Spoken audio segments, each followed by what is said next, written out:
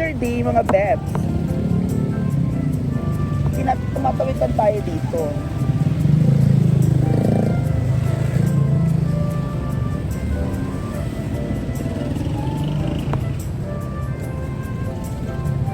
Ayan. Diba? Sabi ko sa inyo eh.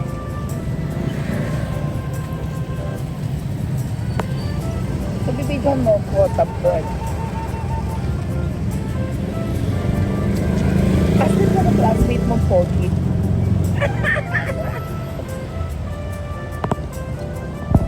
Ayan.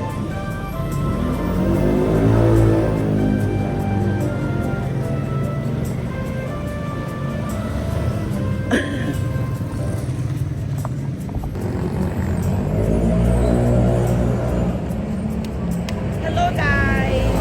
Come, let's go. Okay. Baon na ni mama, tapos sama di pagkastalungan. Hello guys, it's Mia Kaloka again. Welcome back to my channel. Hello, nandito na naman tayo sa San Fernando City, La Union. Come, let's go.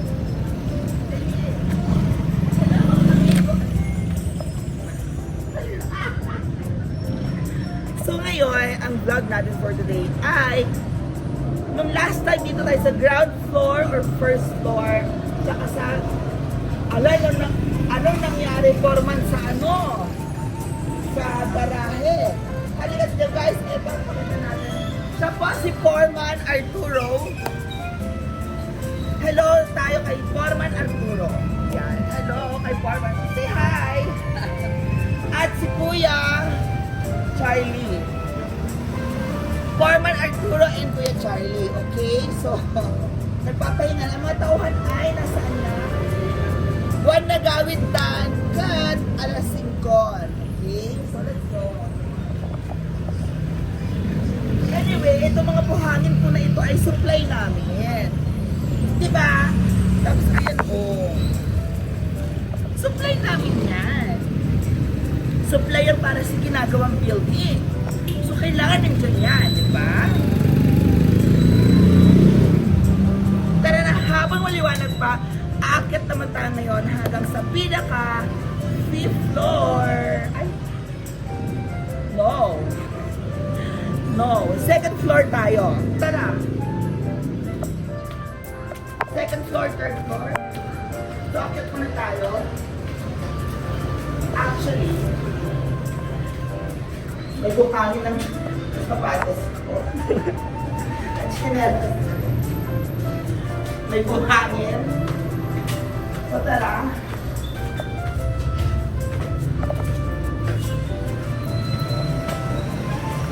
Ayun, welcome!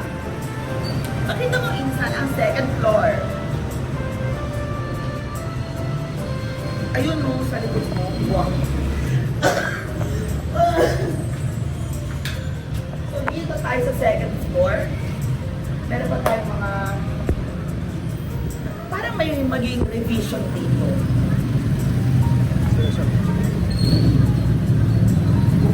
Parang feeling ko ang revision ay i-extend ang floor space. I-extend ang floor space sa buong building kasi masyadong malaki itong itong space na to. So, eto, aalisin. O, onting bagbag lang naman yan, di ba? Naghihinayan ka nga kaya ako kasi isang haligin na to sa bahay ko na to sa saan. Visit, di ba? So, aalisin to, i-adjust para buong yan ay floor area. 2nd floor, di ba? So, ito, maglalagay sila ngayon ng wiring para sa electricity. Electrical. So now, as you can see here, this is your elevator shaft. Pataas niya. Uy! Ayun! Gusto mo tumama? Baka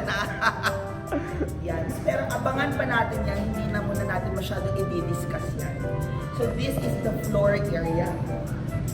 Alam niyo ba itong floor area na ito? Malaki. This is around, kulang-kulang, no, 200 square meters.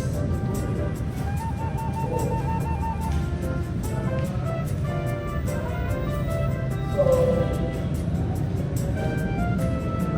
may space, bathroom, fire exit. This is fire exit. Fire exit to. Ito yung pinakagitna. So, fire exit yan. Another room for bathroom.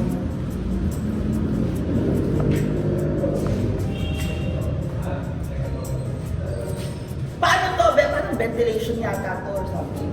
So, we'll see. Iba-iba kasi ang floor design ng bawat floor. So, may floor para sa residential, may floor para sa business.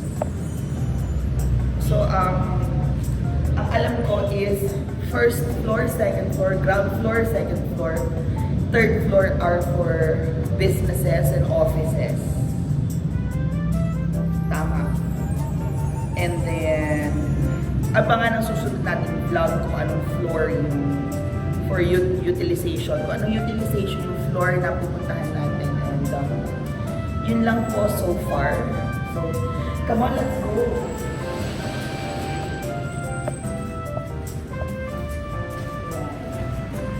This is already at around 8 feet. 8 feet. 8 feet na yun. Taas pa. Diba? So tara na, punta na tayo sa kabilang floor. So ayan na nga po guys. And of course, dito sa vlog natin for today, ang mangyayari natin revision ay parang aayos na ito, pabawasan. Or sa sementohin to, aayusan.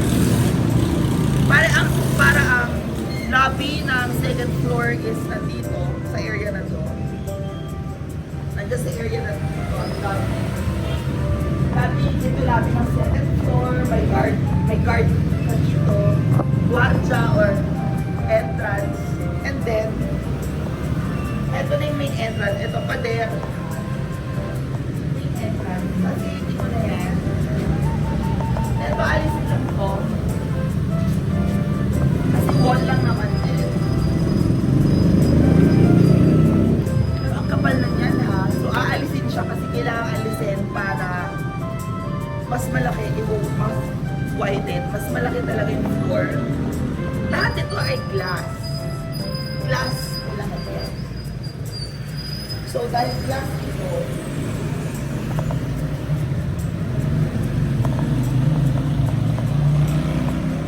ito lahat glass.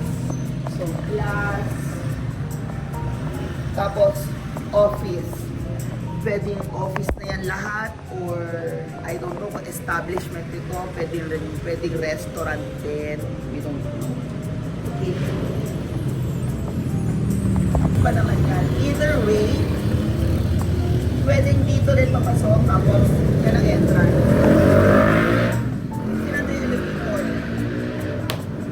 So there you go guys. Thank you so much. And we'll see you later sa susunod na vlog. Abangan